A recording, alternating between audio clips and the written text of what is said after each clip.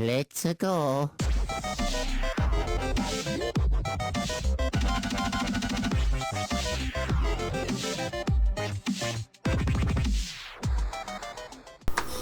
Hey JoJo fans, it is time once again for another exciting review of JoJo's Bizarre Adventure, Diamond is Unbreakable, Episode 5, as we wrap up the whole Kujirama brothers fight. So we are finally wrapping up this fight, or actually it's pretty much wrapped up, it is wrapped up in this fight, but in a very odd, bizarre, but very gets you in that right emotion kind of feel.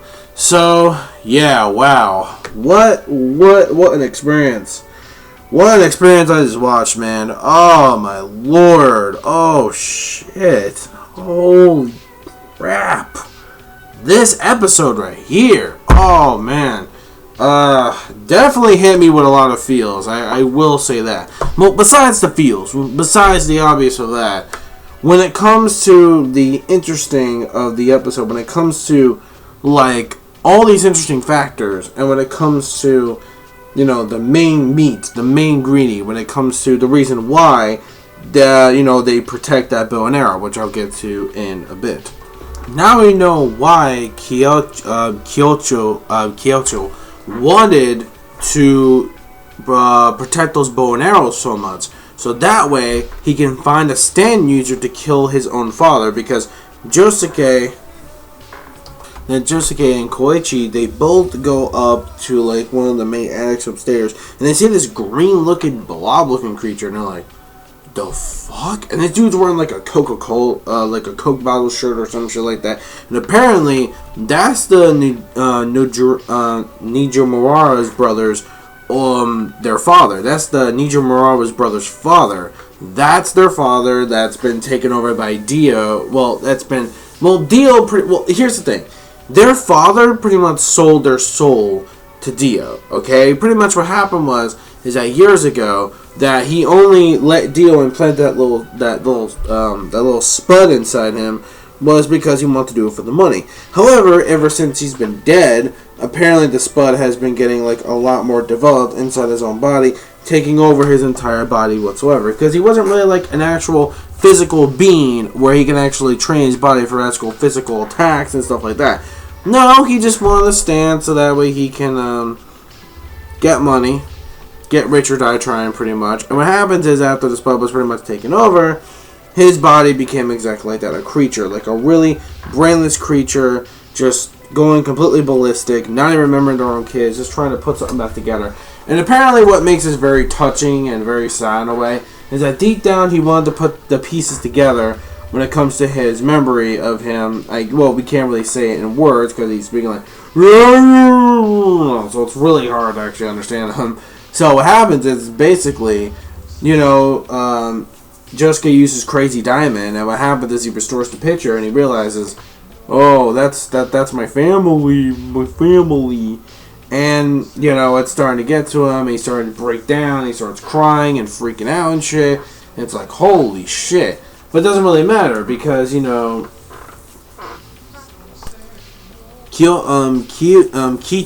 is still being pretty much stubborn.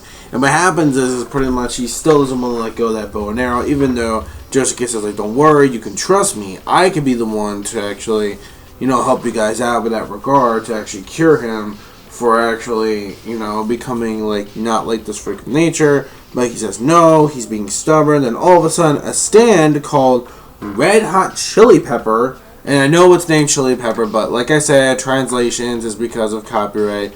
Some of it's either related to bands or to music, musicians, etc., etc. You get the idea. So pretty much Red Hot Chili Pepper pretty much just takes in fucking KEICHO and fucking sucks him into electricity, because it's an electricity kind of stand. And not only does he thundershock him and his Bad Company stand, he takes him inside the electrical circuit and overshocks the living fuck out of KEICHO. And KEICHO, fucking dead, annihilated, just blown to 1,000 volts, just of electricity, just strictly into his body, couldn't take it, and he's pretty much done for and he's dead. As we see him, his body pretty much dead up on the actual pole. Then Okuyasu pretty much says, well, I believe the only reason why he was doing it is because to protect me. He did pretty much acknowledge me, right, Josuke? And he's like, yeah, you know what, you're absolutely right. That's what he exactly did. So it turns out that later on, he, you know, like I said, the legacy of Dio lives on, which is actually very, very important when it comes to the series, because ever since the death of Dio, he's left this like legacy when it comes to these types of powers of stands and etc. is very lean margins when it comes. So Dio played the biggest part of this damn story, all thanks to Dio. So the world though, like, oh my god, yo, I fucking miss Dio, man. Dio was such an awesome villain. But the villain we're gonna get in this series is just as freaking amazingly well done. I think even a little better, because, you know, this time at least he gets to be a little more involved. It's not like the way Dio set up his main players, like, if you know what I mean. So yeah, so when it comes to that particular part, it turns out that KEICHO was actually buried somewhere further down east or something like that.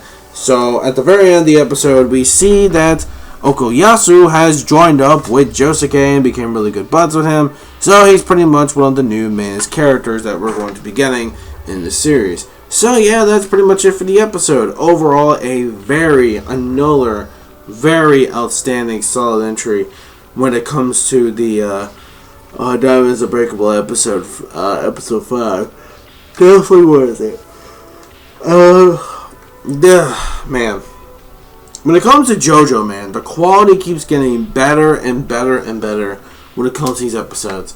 And I guess, like King of Lightning said, man, I don't think any anime for this season is going to be JoJo, because JoJo so far is on point. It's just too damn amazing, too well done, and I absolutely love it. So yeah, so that's pretty much it. So when it comes to the actual episode review, and I'm actually glad that the actual battle is actually pretty much done. Then the other one doesn't have like a part 1 or a part 2 attached to it. So I'm assuming this means it's going to be wrapped up in like one episode. And I guess we'll see what happens. But overall, yeah, when it comes to the feels, especially me feeling so bad for their father that, you know, he pretty much sold his soul to Dio. But then again, you don't want to feel too bad for him because his father's pretty much a damn idiot and a loser. Even his own kid freaking said it. So, yeah, technically it doesn't really matter. You can feel bad if you want. But, I mean, at first you don't really have to feel bad, but then after just seeing him like that, literally just that, you have no choice but to kind of accept that and be like, you know what? I guess this is how the world ends and the world works, you know what I mean? You know, there's going to be, you know, kinds of people like this. So it's like, that's just my take on it. So, yeah, overall, when it comes to this episode, definitely a great way to end off this little arc here. And so this concludes that, and we're going into another arc. So we're finally ready. So that's pretty much it. Let me know your thoughts in the comment section below of this episode, this week's episode of Diamonds Unbreakable, episode number 5. Definitely cannot wait for number 6. I want to see exactly what this holds for us. So yeah, that's basically it. Don't forget to rate, comment, and subscribe as always at the bottom. Don't forget to give me the thumbs up. If you can, that is. I appreciate that. So yeah, that's it. This is, yeah. So Ninja Reviewer signing out. Peace, soul, love, chicken grease, and the sky's the limit. And my fans keep supporting what you read and what you watch. And yeah, I'll see you guys for episode 6. Pose on, everybody. Yeah.